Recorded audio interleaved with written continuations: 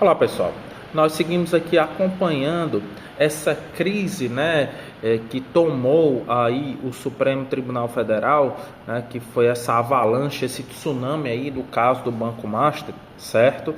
Que foi principalmente que foi intensificada aí após a perícia que a Polícia Federal fez no celular do Daniel Worcaro, que era o presidente do banco, e que identificou mensagens, trocas de mensagens diretamente com o ministro Dias Toffoli do Supremo Tribunal Federal, certo? Então essa crise já vinha se arrastando há bastante tempo, principalmente quando o Toffoli assumiu a relatoria desse caso e decretou sigilo absoluto na tramitação desse processo e veio tomando uma série de medidas muito estranhas, tentando que a gente via ali como se ele quisesse camuflar, esconder alguma coisa. E agora o último desfecho foi que o Supremo Tribunal Federal fez uma reunião com todos os ministros, no dia 12, e por uma decisão colegiada, uma decisão unânime, o Toffoli saiu da relatoria do caso e agora quem assumiu o caso do Banco Master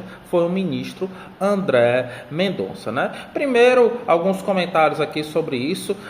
Essa questão dessa saída do Toffoli, essa mudança, a gente vê que foi um negócio um tanto esdrúxulo, certo?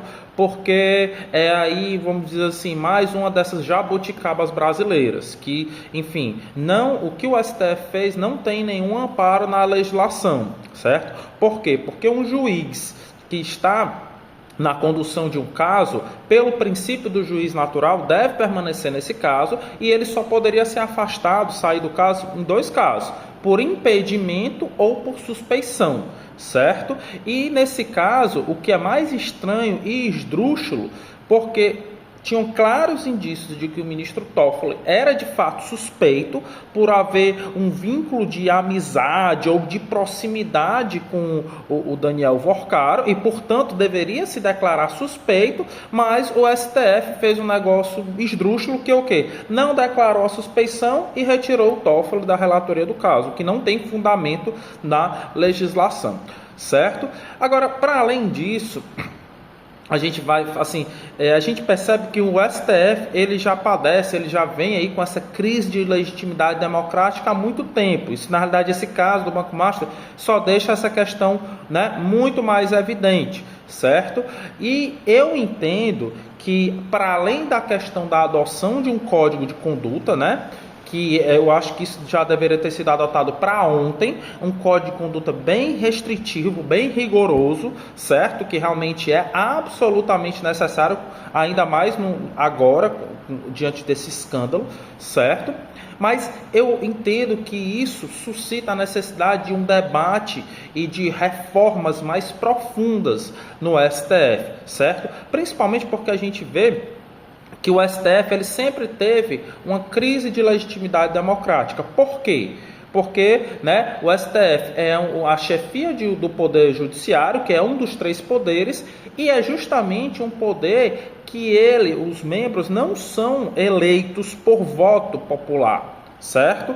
Os chefes do Poder Executivo e os chefes do Poder Legislativo, os presidentes, governadores, prefeitos e legislativo, deputados federais, estaduais e tudo mais, eles são eleitos por voto popular. Então, bem ou mal, você pode dizer, o governador não presta, mas nós nos elegemos. Então, ele foi eleito e ele cumpre um mandato, certo? E que depois esse mandato termina, você pode, se ele não prestou, enfim, o povo pode eleger outro. E o STF não tem isso, Os membros do STF, os ministros do STF são escolhidos por indicação do presidente da República, e isso é muito complicado, porque a gente vê que aí isso é uma politicagem, que o presidente indica aquele que vai servir ali aos interesses do executivo, de plantão, ao presidente de plantão. Então eu entendo que talvez seja esse momento de se fazer essa reflexão, e sim, eu entendo que os ministros do Supremo Tribunal Federal deveriam ser eleitos, certo? E aí poderia fazer um paralelo aí, por exemplo, com o quinto constitucional, né, que enfim, que já existe, né, que o quinto constitucional, né, um quinto, né, 20% das vagas dos tribunais brasileiros, né, dos desembargadores, eles são sim, existe aí uma votação, né, os advogados, o Ministério Público, eles votam, né, e com isso depois o nome ele vai, né, para a escolha do governador. Mas eu entendo que no caso, por exemplo, do ministro do Supremo, era para haver voto, né? Seja voto popular ou mesmo um voto aí dos advogados e tudo mais, porque isso aí tiraria essa estigma, essa mancha de parcialidade dos ministros do Supremo se eles fossem escolhidos por voto popular. Então, no meu entender, duas coisas: o ministro do Supremo deveria ser eleito por voto, certo? E segundo ponto, o ministro do Supremo deveria cumprir mandato, certo? Porque infelizmente o que a gente vê é que o ser ministro do Supremo é um cargo vitalício praticamente.